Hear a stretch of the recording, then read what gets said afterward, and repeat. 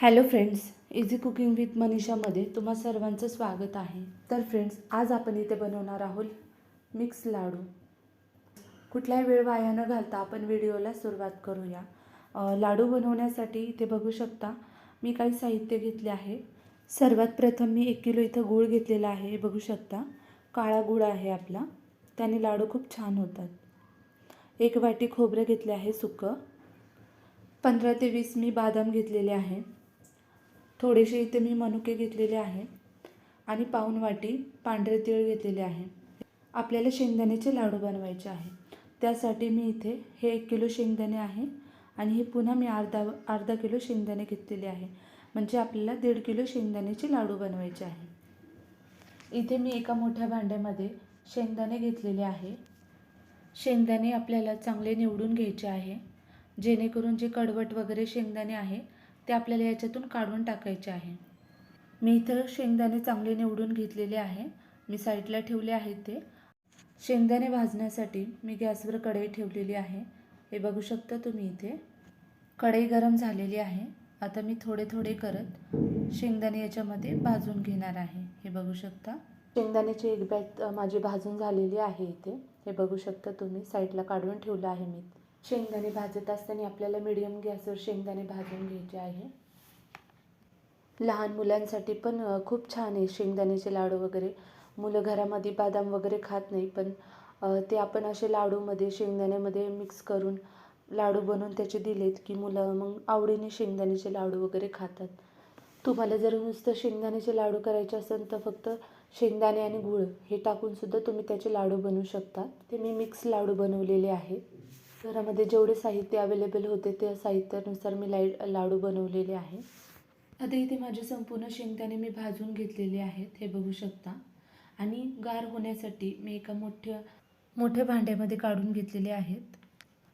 मोठ्या भांड्यामध्ये काढले ना आपण शेंगदाणे, म्हणजे लवकर गार होतील ते आणि त्याची सालसुद्धा पटकन निघते.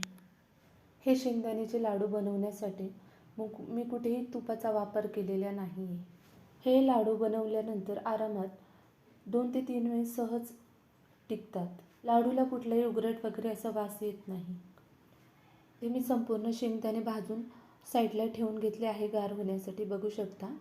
आणि आता पुढच्या साहित्याकडे आपण वळूया. जे आपण साहित्य घेतलेले आहेत बदाम, ते आपल्याला याच्यामध्ये टाकून घ्यायचे आहे.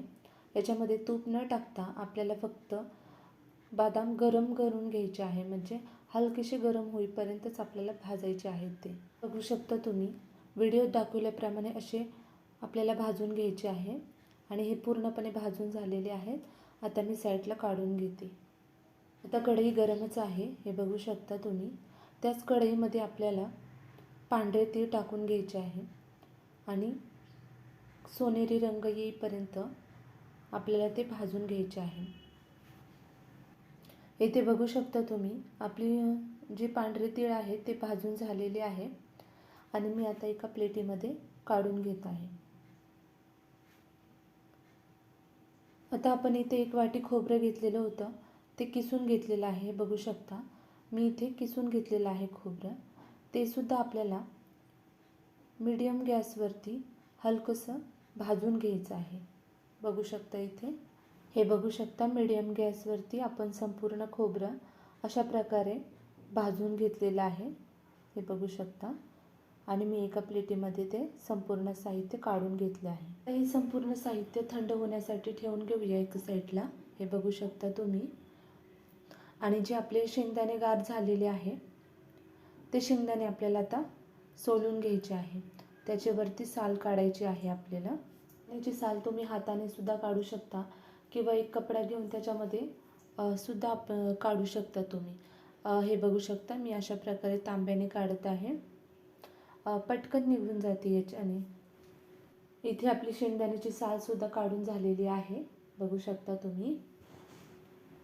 शेंगदाण्याची साल काढून झालेली आहे आपल्या. मी साईडला ठेवलेली आहे, बघू शकता तुम्ही व्हिडिओमध्ये. आणि तसंच आपल्याला लाडू बनवण्यासाठी गूळ घ्यायचा आहे. मी इथे 1 किलोचा गूळ घेतलेला आहे.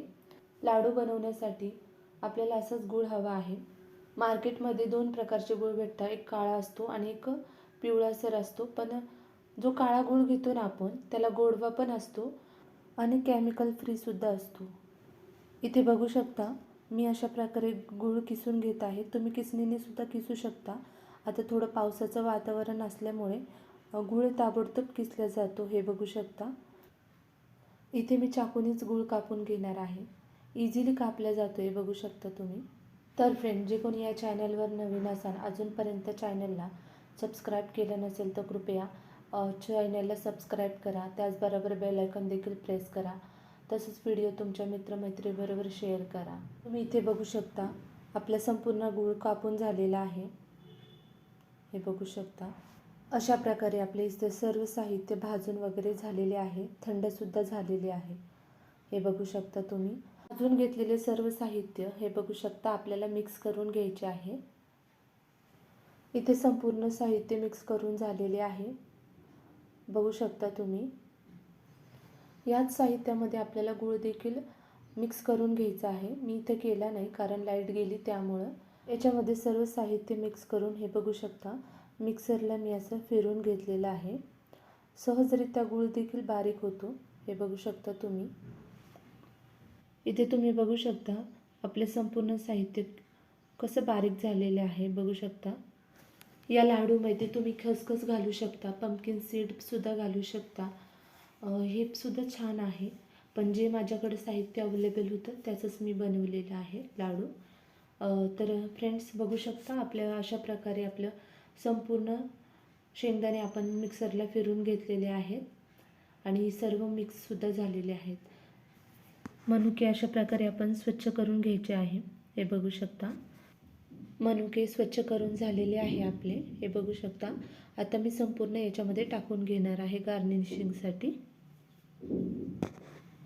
संपूर्ण साहित्य आपल्याला मिक्स करून घ्यायचे आहे, हे बघू शकता तुम्ही. अशा प्रकारे अगदी सहजरित्या लाडू बनवू शकतो आपण. ते बघू शकता तुम्ही, अशा मीडियम आकाराचे आपले लाडू वळून तयार होतात, हे बघू शकता. फ्रेंड्स, तुम्हाला व्हिडिओ आवडला असेल तर व्हिडिओला लाईक करा, शेअर करा, सबस्क्राईब करा. आपल्या मित्रमैत्रिणीबरोबर व्हिडिओला शेअर करा. तर भेटूया पुढच्या व्हिडिओमध्ये. तोपर्यंत धन्यवाद.